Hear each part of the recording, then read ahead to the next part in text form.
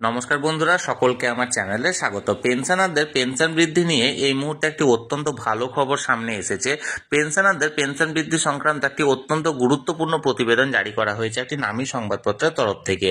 সংবাদপত্রের প্রতিবেদনে কি বলা হয়েছে, পেনশনারদের পেনশন কতটা বৃদ্ধি পেতে চলেছে, সকল কিছু নিয়ে আজকের ভিডিওতে বিস্তারিতভাবে আলোচনা করব। ভিডিওটি পেনশন বৃদ্ধি সংক্রান্ত অত্যন্ত গুরুত্বপূর্ণ, তাই প্রথম থেকে শেষ পর্যন্ত অবশ্যই ধৈর্য সহকারে দেখবেন এবং ভালো লেগে থাকলে অবশ্যই একটি লাইক করবেন এবং সকলের সঙ্গে শেয়ার করবেন। আর সেই সাথে এই চ্যানেলে যদি প্রথমবার হয়ে থাকেন এই রকমের ইনফরমেটিভ ভিডিও আরো দেখার জন্য যারা এখনো পর্যন্ত এই চ্যানেলটিকে সাবস্ক্রাইব করেননি তারা অবশ্যই চ্যানেলটিকে সাবস্ক্রাইব করে নিতে ভুলবেন না। তাহলে চলুন পেনশন বৃদ্ধি সংক্রান্ত কি প্রতিবেদন জারি করা হয়েছে সেই ব্যাপারে আমরা বিস্তারিত জেনে নিই। দেখুন, এটি একটি নামী সংবাদপত্রের প্রতিবেদনের অংশ। এখানে হেডলাইন্স দেওয়া হয়েছে, এবার ইপিএফ এর ন্যূনতম পেনশন বেড়ে 2000, বাজেটে হতে পারে ঘোষণা। এবার চলুন মূল প্রতিবেদনে কি বলা হয়েছে সেই ব্যাপারে বিস্তারিত জেনে নিই। দেখুন, এখানে কি বলা হয়েছে, কর্মী পিএফ এর অর্থাৎ ইপিএফ এর ন্যূনতম মাসিক পেনশন বৃদ্ধির দাবিতে দীর্ঘদিন ধরেই সোচ্চার হয়েছে সর্বভারতীয় শ্রমিক সংগঠনগুলি। এই ব্যাপারে ক্রমাগত কেন্দ্রের মোদী সরকারের উপর চাপ বাড়ানোর কৌশলও নিয়েছেন শ্রমিক নেতারা। অবশেষে কি সর্বভারতীয় শ্রমিক সংগঠনগুলির চাপের কাছে নতি স্বীকার করতে চলেছে কেন্দ্রের সরকার? আপাতত এই প্রশ্নকে কেন্দ্র করে তুমুল জল্পনা সৃষ্টি হয়েছে।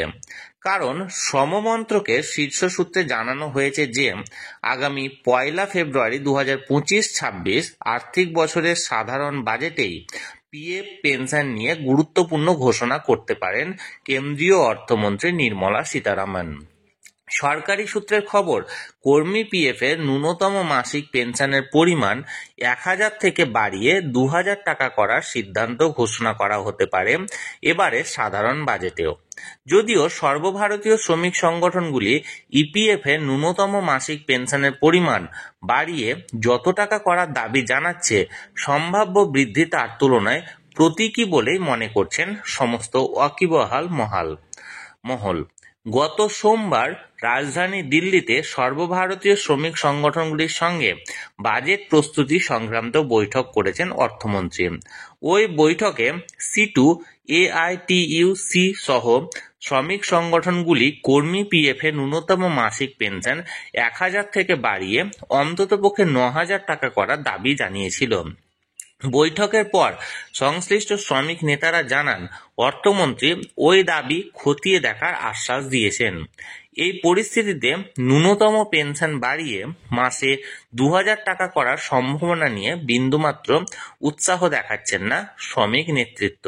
তাদের কটাক্ষ, এতে পেনশন গ্রাহকদের সমস্যার কোনো সুরাহা হবে না।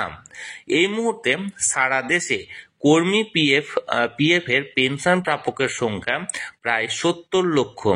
ইতিপূর্বে একাধিকবার সংক্রান্ত সংসদীয় স্থায়ী কমিটি ইপিএফ এর ন্যূনতম মাসিক পেনশনের পরিমাণ বৃদ্ধির সুপারিশ করে রিপোর্ট দিয়েছে, যদিও তাতে কোনো রকম কর্ণপাত করেনি মোদী সরকার।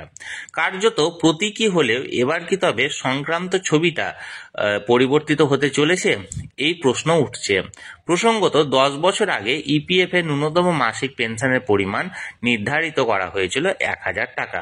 তাহলে বন্ধুরা, ইপিএস 95 পেনশনে বর্তমানে যে ন্যূনতম পেনশনের পরিমাণ, যেটা বর্তমানে 1000 টাকা পার মান্থ করা আছে, সেটাকে বহুদিন ধরে দাবি জানিয়ে আসা হয়েছিল সেটাকে ন্যূনতম পেনশন 9000 টাকা করা হোক প্রতি মাসে। এবং বর্তমানে শ্রমিক সংগঠনগুলি কেন্দ্রীয় অর্থমন্ত্রকের কাছে সঙ্গে বৈঠকে এই দাবি জানিয়েছে এবং আগামী ফেব্রুয়ারি মাসে যে বাজেটটা পেশ করবেন কেন্দ্রীয় অর্থমন্ত্রী, সেই বাজেটে মনে করা হচ্ছে যে এবারের যে ইপিএফ পেনশনের ন্যূনতম পেনশনের পরিমাণ কিছুটা বাড়তে পারে এবং সেই বাড়াটা 1000 টাকা থেকে 2000 টাকা হতে পারে। এবং এই নিয়ে যে আপাতত খবরটি এসেছিল সে খবরটি আমি আপনাদের সঙ্গে শেয়ার করলাম।